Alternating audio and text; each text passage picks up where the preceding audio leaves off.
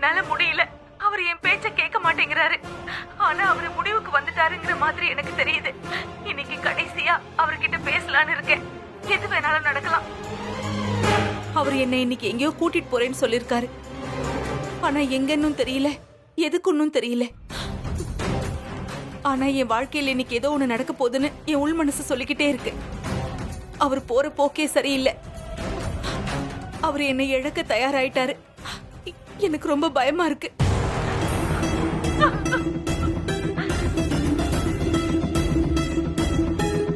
இந்த 2 ஆடியோக்களிலும் ஏஜேவால் தனக்கு ஏற்பட போகும் ஆபத்தை பிரபலி தெரிந்து கொண்டு பதட்டப்பட்டிருக்கிறார்.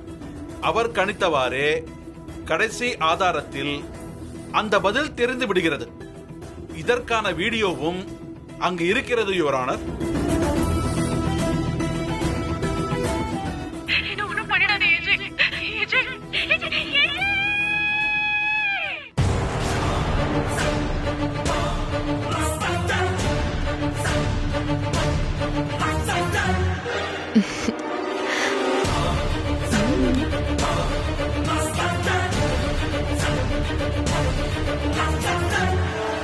ஏஜே எப்படி தன் மனைவி பிரபலியை கொலை செய்தார் என்பதை இதைவிட தெளிவாக கூறிவிட முடியாது.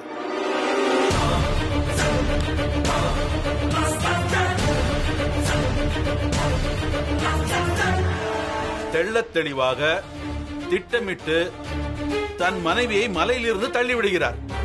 கரம் கோர்ட்டார் அவர்களே, ஏஜே கொலைகாரர் என்பதற்கு மிக தெளிவான ஆதாரம் சமர்ப்பிக்கப்பட்டுள்ளது.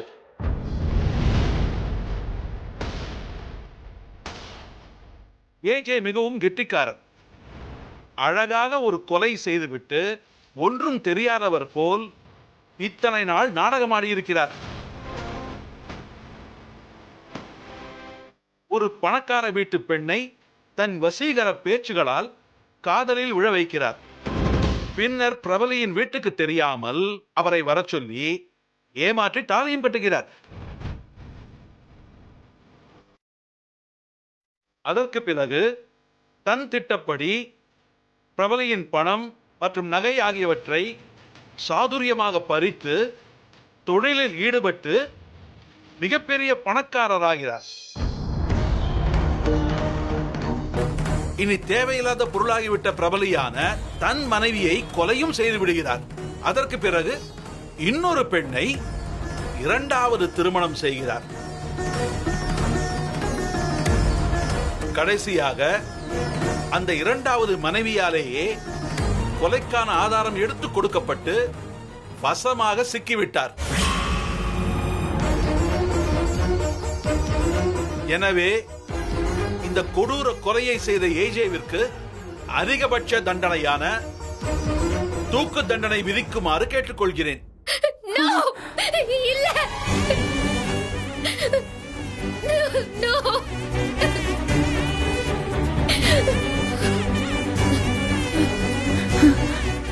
ஐயோ ஹாசினி, ஹாசினி, ஐயோ ஐயோ.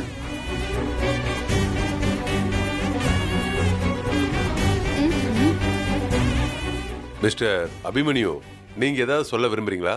Yes your honour. அரசு தரப்பு வழக்கறிஞர் என் கட்சிக்காரர் ஏஜேவை கிட்டத்தட்ட கொலைகாரர் என்றே முடிவு செய்து வழக்கின் எல்லைக்கே வந்துவிட்டார். ஆனால் உண்மையை சொன்னால் இப்போதுதான் இந்த வழக்கின் ஆரம்ப நிலைக்கே வந்திருக்கிறோம். This is beginning of the case.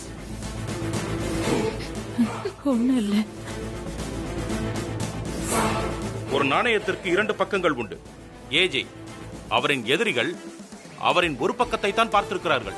ஆனால் இன்னொரு பக்கத்தில் தான் இந்த வழக்கின் சுவாரஸ்யமே அடங்கி இருக்கிறது. ஆம், அந்த ஏஜேவின் மறுபக்கத்தை தான் இந்த கோர்ட்டில் நான் நிரூபிக்க விரும்புகிறேன். Permission granted. யுவர் ஆனர், ஏஜேவை பற்றி இந்த கோர்ட்டிற்கு உண்மையான தகவல்களை சொல்ல சில பேரை நான் விசாரிக்க வேண்டியிருக்கிறது. அதில் முதலாவதாக என் கட்சிக்காரர் மீது புகார் கொடுத்திருக்கும் மிஸ்டர் விக்ரமை நான் விசாரணை செய்ய அனுமதி கோருகிறேன். விக்ரம். விக்ரம், விக்ரம், விக்ரம்.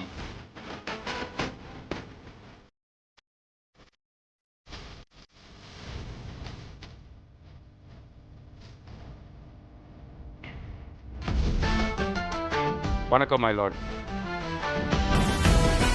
நான் சொல்வதெல்லாம் நான் உண்மை. சொல்வதெல்லாம் உண்மையை உண்மை. தவிர வேறு உண்மையை எதுவும் தவிர இல்லை. வேறு எதுவும் இல்லை. இது சத்தியம்.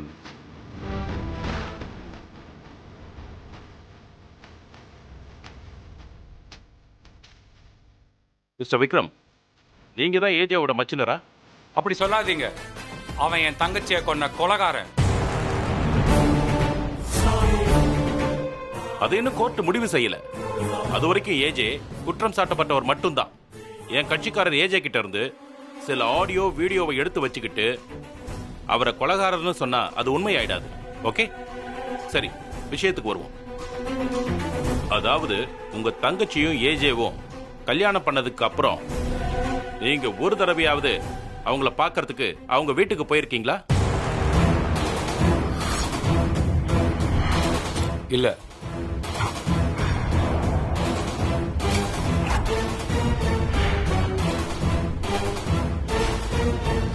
உங்க சிஸ்டரும் அவங்க ஹஸ்பண்டும் எப்படி வாழ்ந்தாங்கன்னாவது உங்களுக்கு தெரியுமா?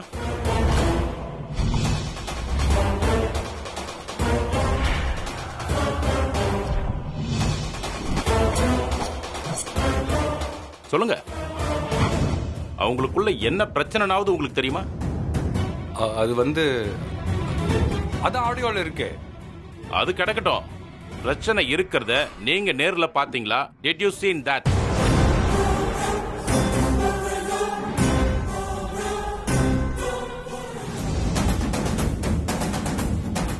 சரி, அதை விடுங்க.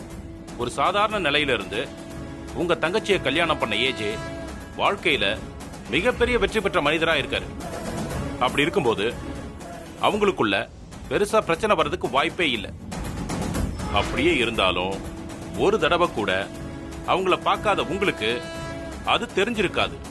அது சரி, திருமணத்துக்கு பிறகு நீங்க எதுக்காக உங்க தங்கச்சியை பார்க்க போகவே இல்லை?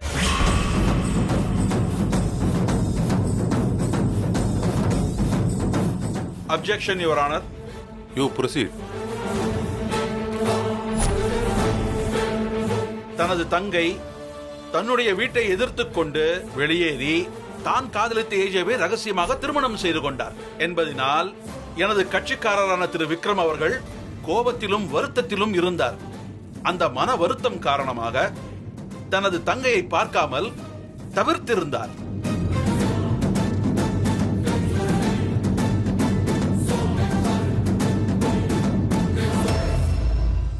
அப்படியே வைத்துக் கொள்வோம். ஆனால் தங்கை வீட்டுக்கே செல்லாத ஒரு அண்ணன் தங்கை சந்தோஷமாக வாழவில்லை என்பதை எப்படி கூறுகிறார்? ஆச்சரியமாக இருக்கிறது. It's unbelievable. எதிர்த்தரப்பு வக்கீல் சொல்வதுதான் ஆச்சரியமாக இருக்கிறது. இன்றைய நவீன உலகத்தில் எதையும் நேரடியாக பார்க்க வேண்டியதில்லை. எல்லாவித வசதிகளும் இருக்கிறது. அதன்படிதான் வீடியோ ஆடியோ ஆதாரங்கள் சமர்ப்பிக்கப்பட்டுள்ளது. அதே நவீன டெக்னாலஜியில் தான் போலிகளும் தயாரிக்க முடியும் என்று அரசு தரப்புக்கு தெரியாதா?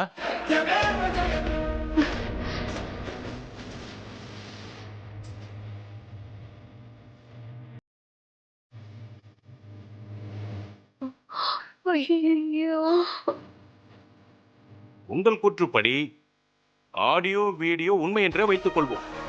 ரெக்கார்ட் செய்யப்பட்ட இரு ஆதாரத்திற்கும் முன்னும் பின்னும் என்ன நடந்திருக்கிறது என்று தெரியுமா? Where are those portions? சண்டையின் ஒரு பகுதியை மட்டும் வைத்துக்கொண்டு முழு கதையும் ஜோடிப்பது என்பது அபாயகரமானது, ஒருதலை பட்சமானது. ஏஜே, பிரவலி இருவருக்குள்ளும் என்ன நடந்தது என்பது அவர்களுக்கு மட்டும்தான் தெரியும். இப்போது பிரபலி இல்லை, she is no more. ஆனால் அவரோடு வாழ்ந்த ஏஜேவை கணம் கோர்ட்டார் அவர்கள் அவர் வாயிலாக சொல்ல அனுமதி அளிக்க வேண்டும்.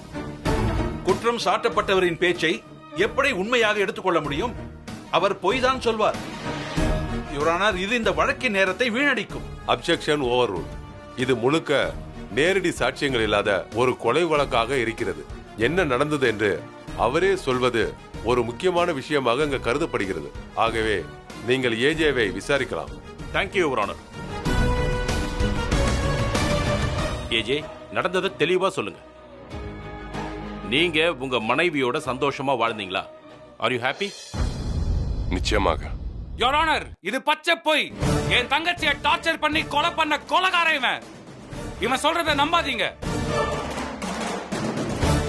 Order order order. நீங்க சந்தோஷமா வாழ்ந்தேன்னு சொல்றீங்க. ஆனா கோர்ட்ல சமர்ப்பிக்கப்பட்ட ஆதாரங்கள்ல நீங்க உங்க மனைவியோட பிரச்சனை பண்ணீங்கன்னு சொல்றாங்களே, இதுக்கு என்ன சொல்றீங்க?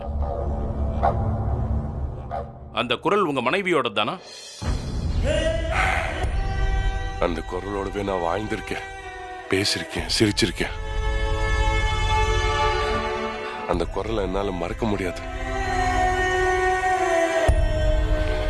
ஆடியோல இருக்கிறது பிரபலியோட குரல் தான்.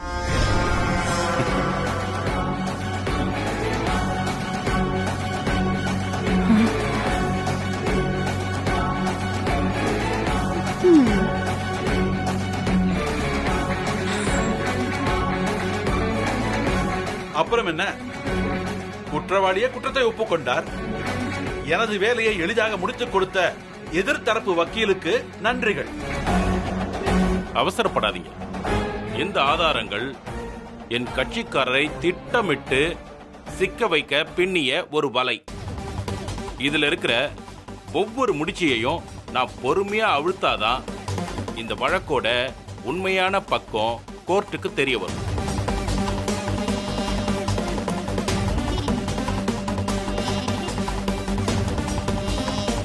சொல்லுங்க ஏஜே, உங்க கல்யாண வாழ்க்கை எப்படி இருந்தது? உங்களுக்கும் பிரபலிக்கும் ஏதாவது பிரச்சனை இருந்ததா? பிரபலி இறந்துட்டாங்களா இல்ல காணாம போயிட்டாங்களா? ஒருவேளை காணாம போயிருந்தா எப்படி காணாம போனாங்க? நீங்க அவங்கள தேடினீங்களா? அதுக்கு என்ன முயற்சி எடுத்தீங்க? எல்லா விவரங்களையும் ஒண்ணு விடாம இந்த கோர்ட்ல சொல்லுங்க.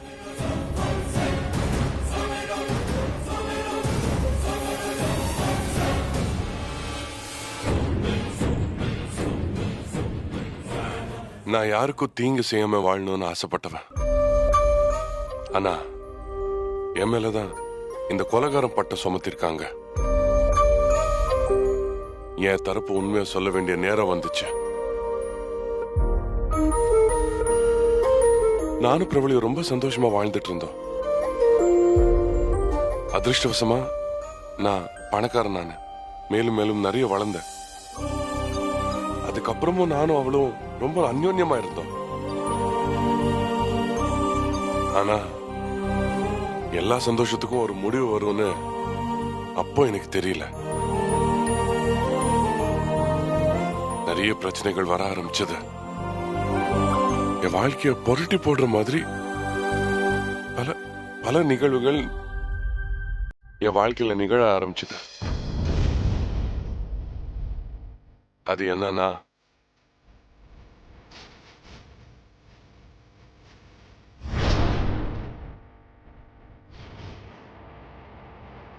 பிரபலி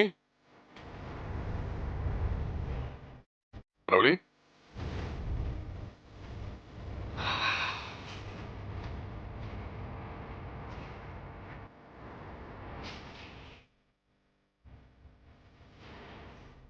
பிரபலி, என்னாச்சு? ஏன் டல்லா இருக்க? ஏன் உங்களுக்கு தெரியாதா? தெரியாதனால தான் நான் கேக்குறேன். எனக்கு தெரியலையே. என்ன? எங்க போற? என்னாச்சு? ஏய்!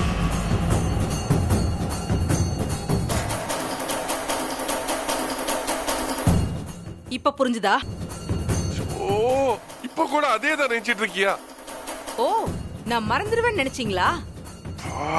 என் நிம்மதியை கெடுக்கிற மாதிரி காரியத்தை செஞ்சுட்டு இவ்ளோ கூலா பேசுறீங்க. பிரபலி, அது அவ்வளவு சாதாரணமான ஒரு விஷயம். எது சாதாரணமான விஷயம்?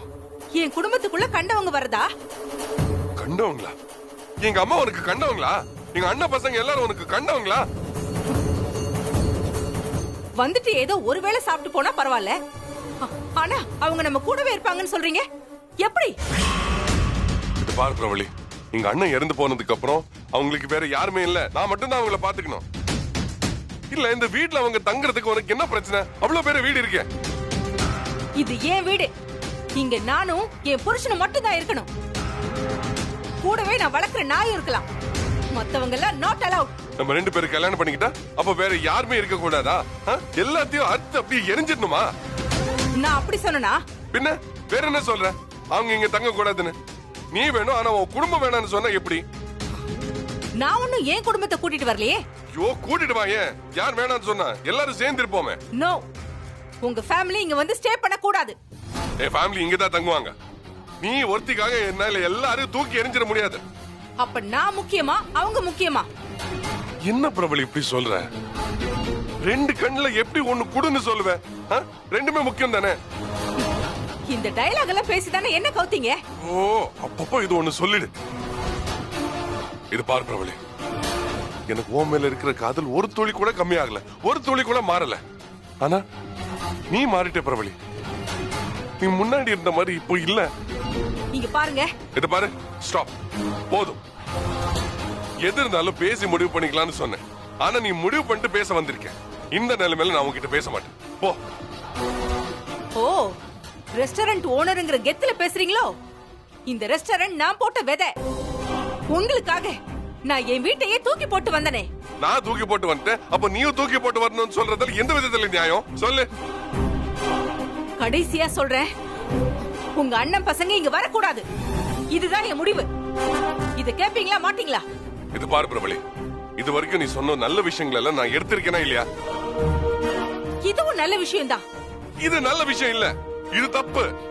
எனக்கு சரின்னு தோணுது. நான் கேட்க மாட்டேன், நான் ஒத்துக்க மாட்டேன். போ, நீ என்ன வேணா பண்ணிக்கோ. அவங்க இங்கதான் தங்குவாங்க. என்ன வேணா பண்ணு. போ. Are you sure? 100%. என்ன வேணா பண்ணிக்கோ.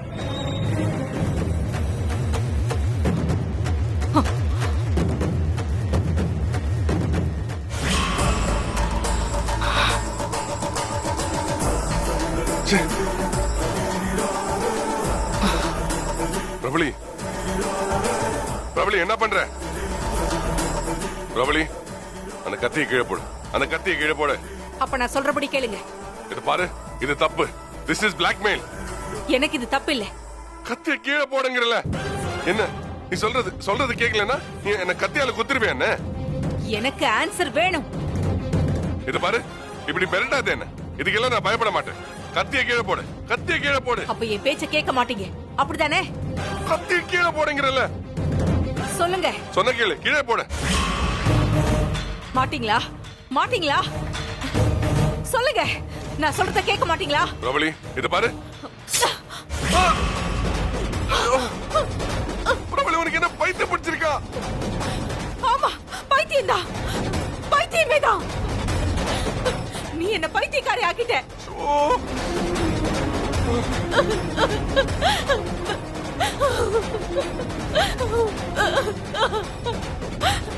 நான் பிரபலி இப்படி எல்லாம் பண்ற?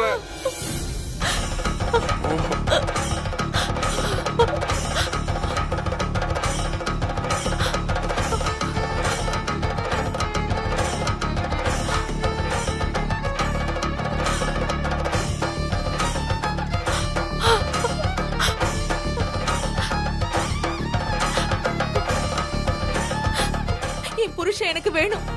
முழுசா வேணும். அவர் கண்ணுக்கு நான் மட்டும் தான் தெரியணும். இடையில வேற யாரும் வரக்கூடாது. அவர் என்னோட மட்டும் தான் இருக்கணும். என் கூட மட்டும் தான் பேசணும். என்னோட மட்டும் தான் சிரிக்கணும். நான் அழுத அவரும் அழணும். அந்த ஓட்டு வீட்டுல எனக்காக அவரும், அவருக்காக நானும் வாழ்ந்தோம். அந்த வாழ்க்கை எனக்கு வேணும்.